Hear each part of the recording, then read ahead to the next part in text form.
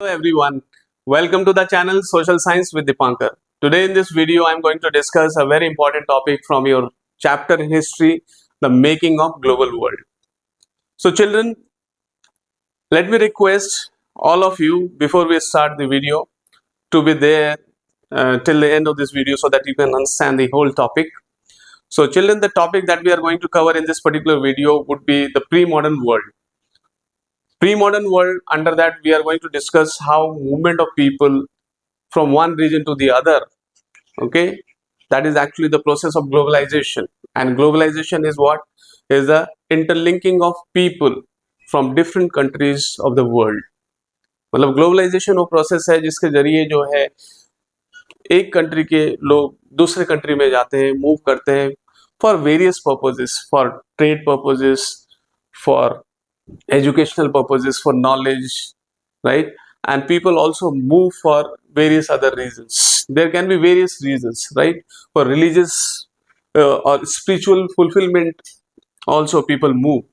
Like we know that from ancient times people move, though the system that we are talking about, the globalization, has evolved over the last 50 years, but it has got a long history of movement of people. And when people move, they did not move alone only. They moved with them knowledge, skill, invention, and they also carried with them diseases. Okay, when people move from one place to the other, we know for what purposes they move, mainly for trade purpose, mainly the reasons were commercial. Okay, and when people moved from one place to the other, they carried with them lot of other things. So movement of people went hand in hand with movement of capital, movement of goods, movement of money. That is capital only, movement of capital, movement of money. Okay, and move, how knowledge also traveled, skill also traveled from one place to the other. Inventions have traveled from one place to the other, and in the same way, we would say diseases also traveled from one region to the other. And that also became a very important tool in colonizing a place as well. I mean, that paved the way for colonizing. So isn't it interesting to note? So we shall read more about that, also discuss more about that later in this video, in the other video also possibly, because in this particular video we are going to talk about the pre-modern world. So the present day world has been shaped by the process, by the system, by the economic system that is called globalization. And just now I discussed with you, globalization is what? Globalization refers to the system that interlink people of different countries of the world. ठीक है, globalisation वो system है जिसके जरिए जो है दुनिया के अलग अलग देशों के जो लोग हैं वो आपस में इंटरलिंक होते हैं. ठीक है, इंटरलिंक मतलब जुड़ते हैं, हम कहते हैं. ठीक है, the global world has bean shaped over time. हम यहाँ बात करें जो ग्लोबल वर्ल्ड है, जो बनी है, आज की जो ग्लोबल वर्ल्ड बनी है, आज का जो मॉडर्न वर्ल्ड बनी है, वो बनी है through trade, migration, people searching for work and the movement of money. ठीक है, तो mainly for trade purpose people move from one place to the other. Now we know that from ancient times travelers, traders, priests, pilgrims, तो कई तरह के लोग जो है वो मूव करते थे, ट्रैवल करते थे एक जगह से दूसरी जगह, और they traveled long distances, large distances they traveled. For what? The reasons are knowledge, opportunities, spiritual fulfillment और escape परसिक्यूशन. स्केप परसिक्यूशन जो है इसका मतलब यह है कि कई बार धार्मिक प्रताड़ना से भी बचने के लिए भी लोग एक जगह से दूसरे जगह जाते हैं. कई मान लीजिए अगर कोई राइट्स अगर छिड़ जाती है तो उसके बाद, या कोई ऐसे सिस्टम रही होगी, जैसे अगर हम नाजी जर्मनी की बात करते हैं तो नाजी जर्मनी में ज्यूस के अगेंस्ट जो जो टारगेटिंग हुआ जिसमें स्टेट पावर भी इन्वॉल्व हुई, राइट, तो उससे बचने के लिए भी लोग जो है एक जगह से दूसरे जगह जाते हैं. तो for escaping persecution also people move. For attainment of spiritual fulfilment, इसके लिए भी लोग मूव करते हैं। अपॉर्चुनिटीज में इकोनॉमिक अपॉर्चुनिटीज हो गई, एजुकेशनल अपॉर्चुनिटीज हो गई, इन सब रीजंस की वजह से लोग मूव करते हैं, नॉलेज के लिए मूव करते हैं लोग, right.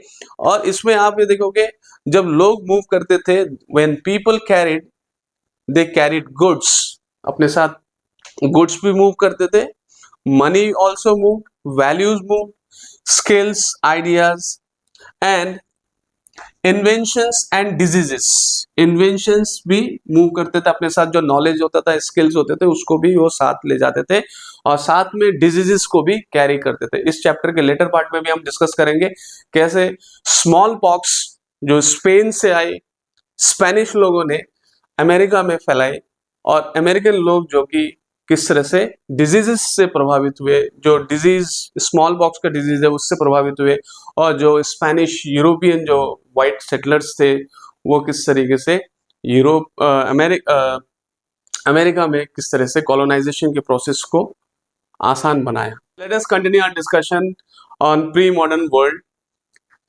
Around 3000 BCE, the Indus Valley civilization traded with present day West Asia. तो प्रेजेंट डे वेस्ट एशिया के साथ जो है ट्रेड का रिलेशन जो है around 3000 BCE, that helped the Indus Valley civilization establish a link with West Asia. For over 1000 years, okay, more than 1000 years,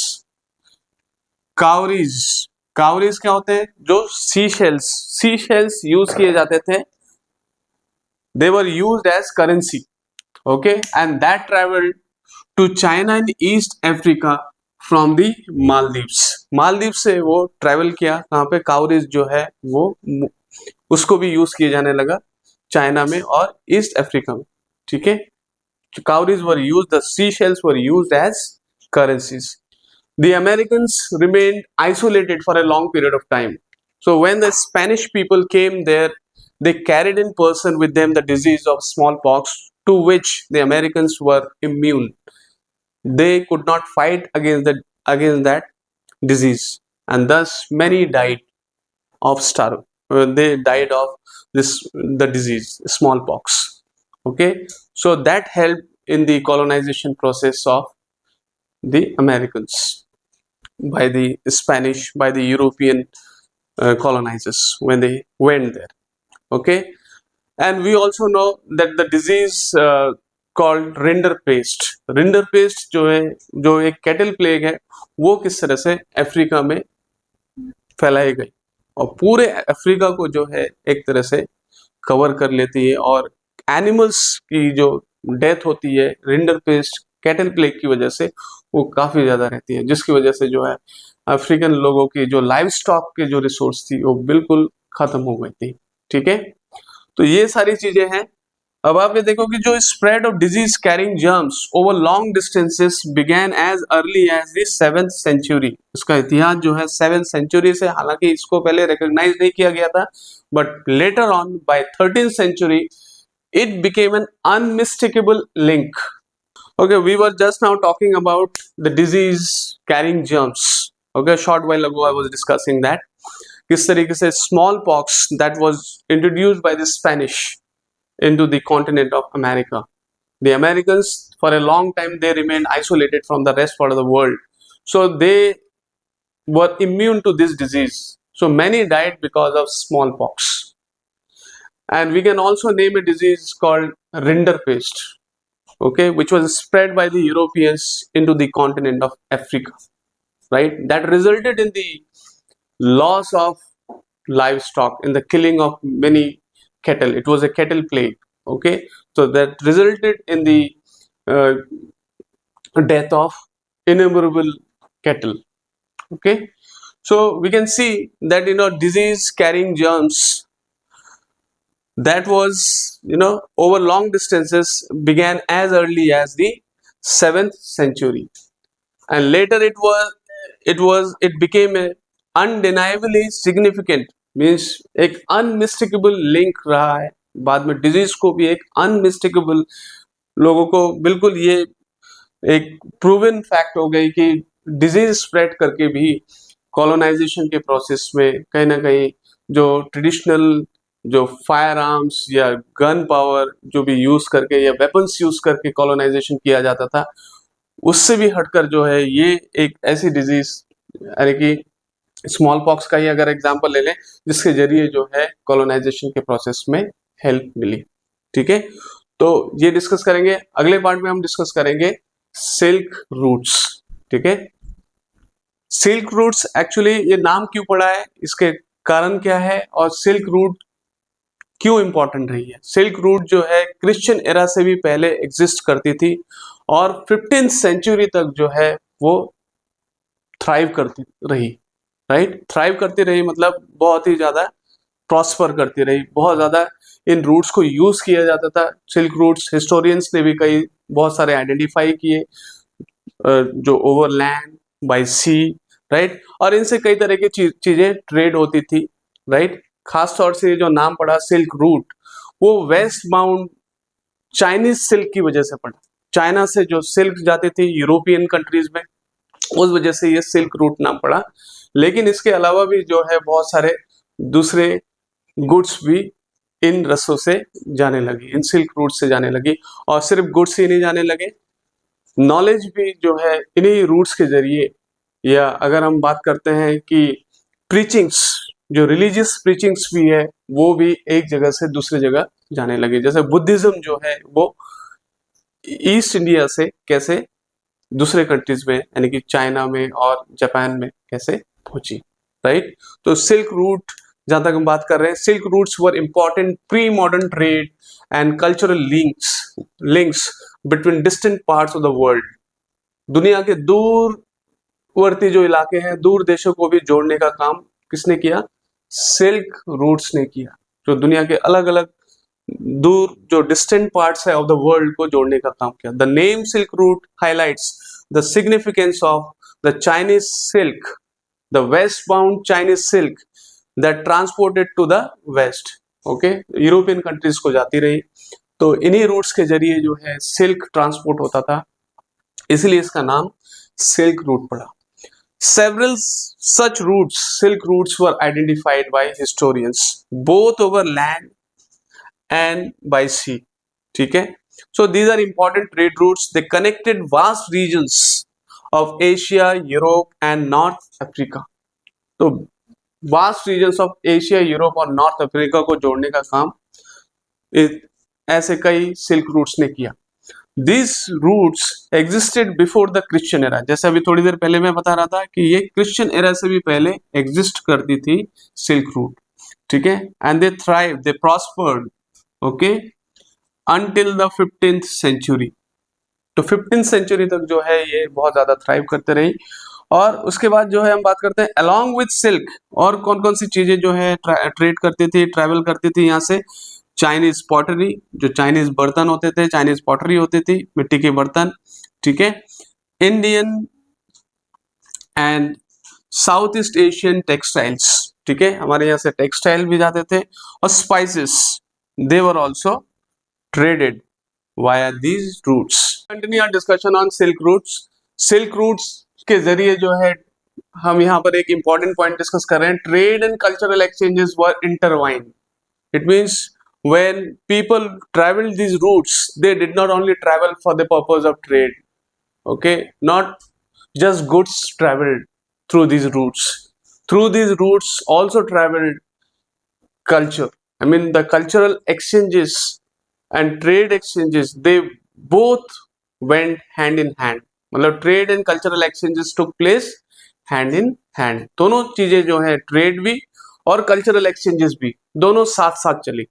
ठीक है, और इन्हीं रूट्स के जरिए जो है अर्ली क्रिश्चियन मिशनरीज, राइट, जो अर्ली शुरुआती जो क्रिश्चियन मिशनरीज जो है इन्हीं रूट्स को यूज किया, और जो मुस्लिम प्रीचर्स थे वो इन्हीं रूट्स के जरिए ट्रेवल की। Right, so early Christian missionaries and Muslim preachers, they travelled through these routes. And we want to talk about the example from our country that would like to give. Buddhism spread from eastern India through intersecting points on the silk routes. So silk routes को ही जोड़ने वाली बहुत सारे जो ऐसे routes हैं जो silk routes को क्रिस क्रॉस कर रही है, उन्हीं routes के जरिए जो है बुद्धिज्म भी स्प्रेड हुआ to the other parts of the world. Now children, this is it from me. Hope you have understood the processes that were involved in the interlinking of people of different countries, why people move from one place to the other in search of better opportunities for work, for trade, for spiritual fulfillment, for escaping persecution. Also people moved, and when they moved they carried with them goods, capital. The movement of good happened, the movement of capital happened, and also the movement of diseases that took place, and how the movement of disease from one place to the other helped in the colonization process. We'll discuss that in much detail in the later part of the chapter. And this is it from me now. For any doubts, please drop your questions. I'll be happily answering your questions. In the end, thank you so much. Have a nice time. Bye bye.